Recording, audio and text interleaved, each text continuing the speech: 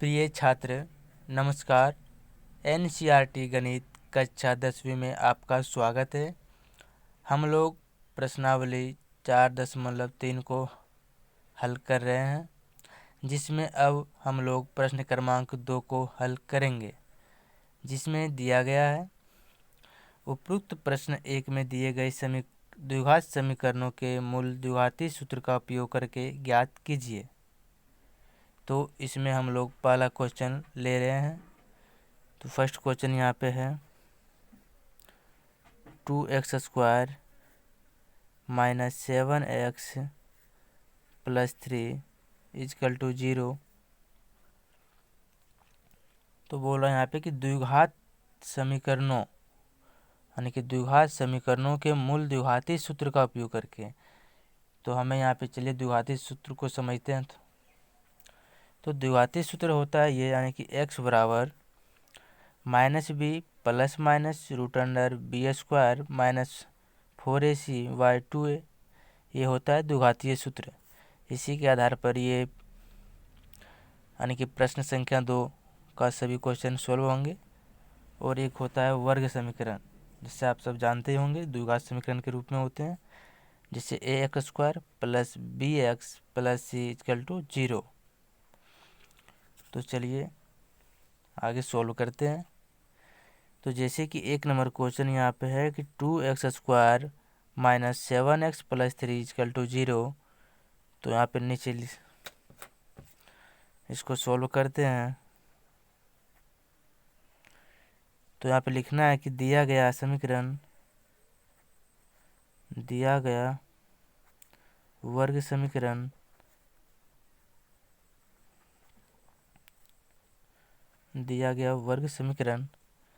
क्या है यहाँ पे। तो 2x² - 7x + 3 = 0। तो यहाँ पे इसकी तुलना हमको करना होगा वर्ग समीकरण से।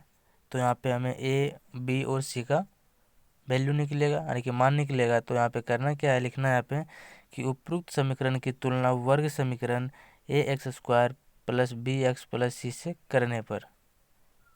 तो जैसे कि यहाँ पे है कि उपरोक्त समीकरण की तुलना वर्ग समीकरण यानी ax² + bx + c = 0 से करने पर।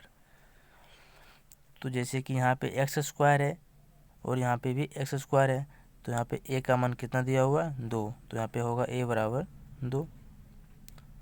इसी प्रकार b, यहाँ पे x है ना, bx, और यहाँ पे भी 7x है। तो यहाँ पे x, यहाँ पे भी x है, और यहाँ पे b का मान कितना दिया हुआ है यहाँ पे -7, क्योंकि वर्ग समीकरण होता है ax² + bx + c = 0। तो यहाँ पे b का वैल्यू कितना हो जाएगा, -7। उसके बाद यहाँ पे c, ये होता है अचर पद, यानी कि c ये होता है अचर पद। इसके साथ c के जगह पर यहाँ पे क्या है, 3 है ना। तो यहाँ पे 3 हो जाएगा b का, यानी कि c का मान हो जाएगा 3। तो इसके आगे हमको निकालना होगा कि द्विघाती सूत्र से बोल रहा है ना। तो यहाँ पे लिखना है कि सूत्र से।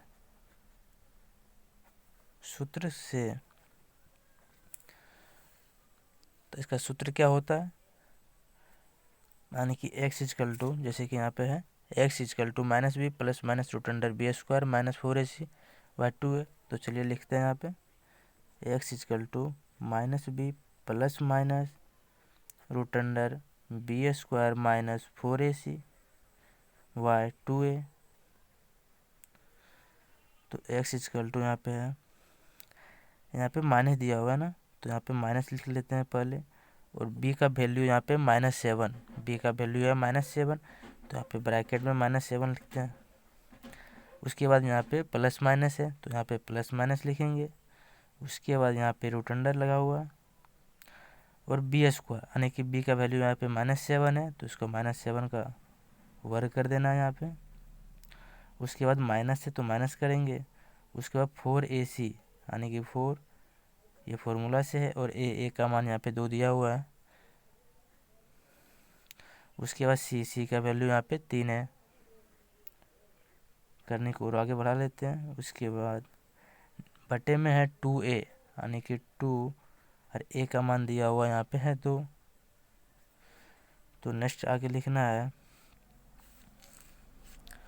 तो यहाँ पे ये माइनस और ये माइनस गुना होगा तो ये हो जाएगा +7। उसके यहाँ पे प्लस माइनस थे तो प्लस माइनस लिखेंगे यहाँ पे। उसके बाद रूट अंडर लिखना है यहाँ पे। ये -7 का स्क्वायर यानी किसी का भी वर्ग करने पर इसका यानी कि माइनस में करने पर ये प्लस होता है, प्लस का ये प्लस होता है। तो यहाँ पे ये -7 का वर्ग है यानी कि -7 गुना -7 तो ये प्लस हो जाएगा 49। फिर माइनस, यहाँ पे माइनस है तो माइनस 4 दूना 8 और 8 तिया 24 तो ये हो जाएगा 24 और बटे में ये हो जाएगा 2 दूना 4।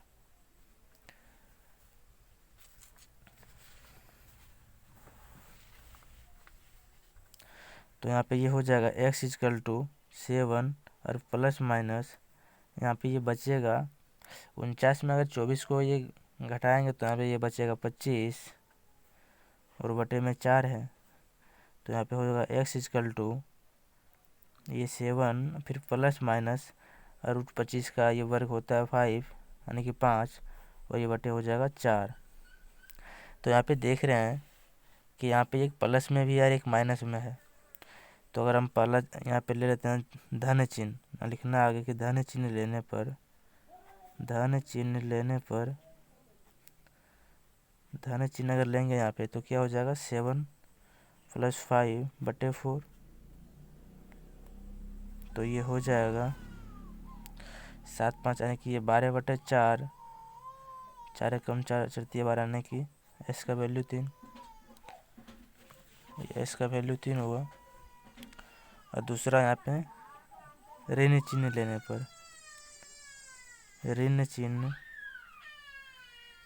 पर तो x= हो जाएगा 7 - 5/4 तो 7 में से 5 घटेगा तो ये 2 बचेगा और बटे में 4 तो ये कटेगा तो बचेगा 1/2।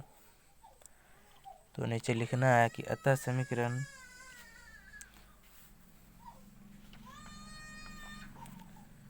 नीचे लिखना है अतः समीकरण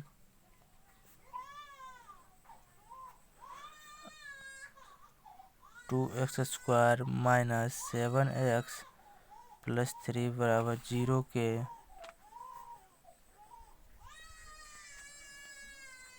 दो मूल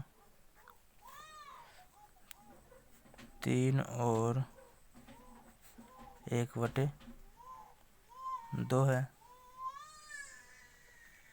तो चलिए आप नोट कर लेना चाहते तो नोट कर सकते हैं, जैसे कि ये रहा पहला स्क्रीनशॉट। उसके बाद यहाँ से आप दूसरा स्क्रीनशॉट ले सकते हैं। उसका बाद ये अंतिम स्क्रीनशॉट है यहाँ से। आशा करता हूँ वीडियो समझ में आ गया होगा। अगर समझ में आ गया है तो इसी तरह आप मेहनत करते रहिए और अपने से इसको सॉल्व करने का प्रयास कीजिए। Thank you.